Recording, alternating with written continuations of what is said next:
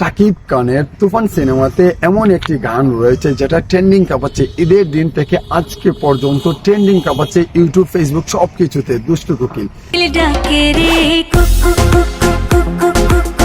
এই দুষ্টু কোকিল গানটি এত ভালো লাগছে কারণ দর্শকের কাছে এই উড়াদুরা এমনকি দুষ্টু কোকিল গানটি বেশি আকর্ষণীয় করেছে। এমনকি কিরে তুই কেডারে, এই ডায়লগ, তুই কি ডারে, এই যে ছোট ছোট গুলো সংলাপ কিছু রয়েছে সেটাই কিন্তু বাজিমাত হয়েছে।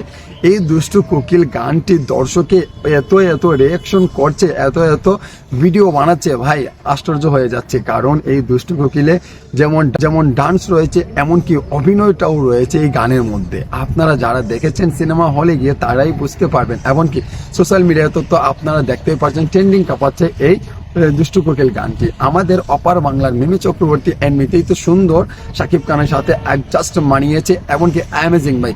এই দুষ্টু কোকিল গানটি আমার কাছে বারবার মনে হয় দেখার জন্য। আমি অনেকবার দেখি, প্রতিদিন একবার দুইবার হলেও আমি এই তুফান সিনেমার দুষ্টু কোকিল গানটি শুনি।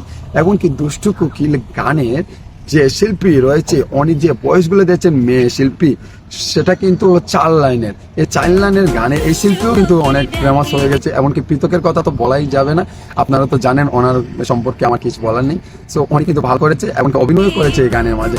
এই তুফান সিনেমাতে এইরকম দেখলাম শিল্পী সহ ডান্স করছে, এমনকি অভিনয় করছে। সো বন্ধুরা, আমার কাছে ভালো লাগছে। এমনকি তুফান সিনেমার এই দুষ্টু কোকিল গানটি আপনাদের কাছে কেমন লেগেছে? এই যে ট্রেন্ডিং এ রয়েছে আমাদের দুষ্টু কোকিল গানটি, আপনাদের মহামূল্যবান মতামতটি এই ভিডিওর কমেন্ট বক্সে বলে যাবেন। সো বন্ধুরা, আপনারা ভালো থাকেন, সুস্থ থাকেন। আল্লাহ হাফিজ, আসসালামু আলাইকুম রহমতুল্লাহ বারাকাতুহু।